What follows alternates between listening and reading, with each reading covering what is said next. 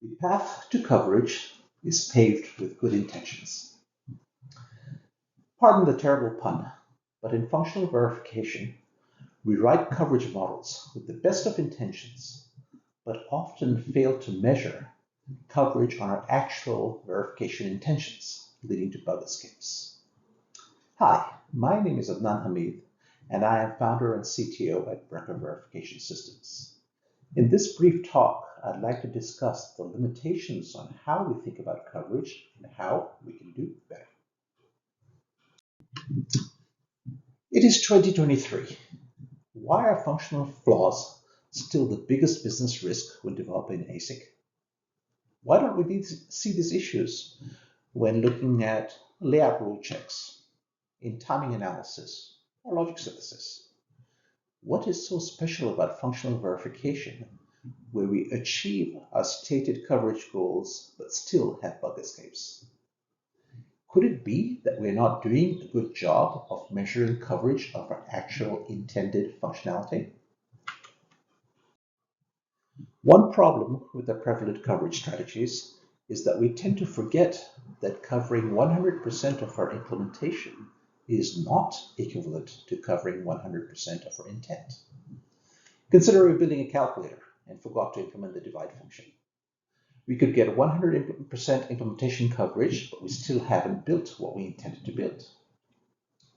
More insidiously, the fact that we got toggle coverage on a configuration bit in our design does not mean that that configuration bit was usefully used in some scenario, in some test scenario.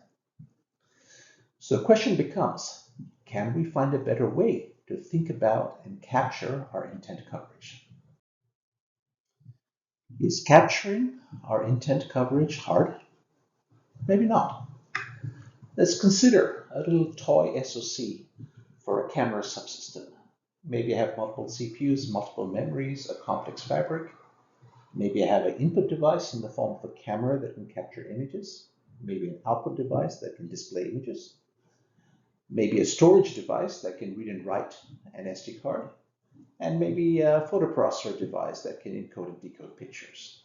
These four classes are the four types of IPs you typically see on any given SoC. What if we were asked to verify this little subsystem? We would get in a room and wildly draw ovals and boxes and arrows on a whiteboard, trying to explain to ourselves, what all the use cases for a chip is. Maybe we will say that to take a picture, we have to capture an image on the camera, encode it, and write it out to the SD card. Maybe to look at a picture, we have to retrieve an image from the SD card, decode it, send it to the display. Maybe the viewfinder involves capturing an image on the camera and sending it straight to the display. We would capture all this information, then we would go off to our respective cubes and spend the next few weeks developing test content trying to exercise all of these flows. Unfortunately, during that time, the whiteboard gets erased and we lose any way to track to make sure that all of these cases indeed have been exercised. What if we could capture those flows directly into a tool?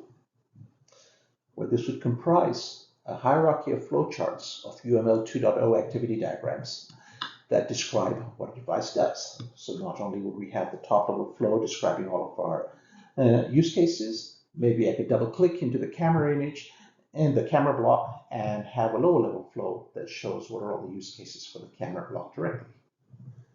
And maybe we can have constraints on such a model, say, expressing which actions can run together. Maybe if I'm going directly from the camera to my display controller, then the display is in low res, so the camera has to operate in low res. If we can capture such a model, then it is not too hard to imagine that we can go build tools that first flatten that hierarchy of flowcharts to build a great big graph, and then write algorithms that search every possible path through the resulting graph to make sure that every use has been covered. In addition, hardware is invariably concurrent. So not only do we want to think about have we done every usage sequence, we want to know whether we have done every concurrency case, whether we've done all timing interleaves, all of those use cases. And once we build a schedule like this, then we can synthesize the test content to go to whatever verification platform we need to go to, whether it's UVM, full chip simulation, or POSIX. This technology is available today. The Accelera PSS standard, the portable stimulus standard, was designed exactly to allow us to capture these UML 2.0 activity diagrams in code such that tools can go build us scenarios and give us the coverage results that we're looking for. Once we have such a model, reasoning about the resulting coverage becomes very understandable. We can start talking about so-called 3D coverage. The first dimension is combinatorial coverage. Did we, for example, configure a specific combination of features in the design? The second dimension is perhaps a little bit more interesting, where we're saying, hey, have we done sequential coverage? For each combination of feature configurations, have we exercised every sequence of possible use cases? And then the third dimension of coverage becomes concurrency coverage. Have we seen every possible timing interleave of every possible sequence of use cases? Now, thinking about this leads to very large coverage spaces. Today's systematic coverage of sequential cases on complex designs is tractable, but computationally expensive. Systematic coverage of all concurrency cases is usually not computationally tractable, but we can get a good sense of whether important cases have been completely missed.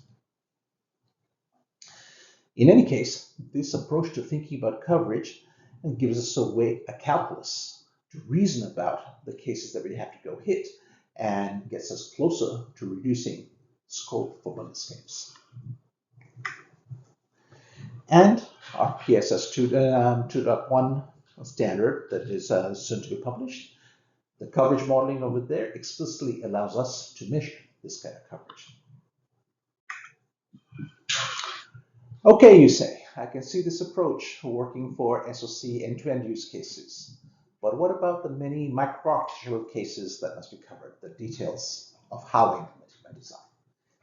In the next two slides, we'll look at a couple of applications of using graph-based models to capture micro-architectural functional intent. The first case I want to talk about is cache coherency. We can capture cache coherency protocols as state machines. This is usually how we think about them.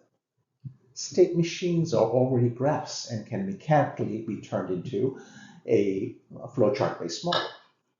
And then sending tools off to generate scenarios based on such flowcharts yields a very, very good coherency test cases.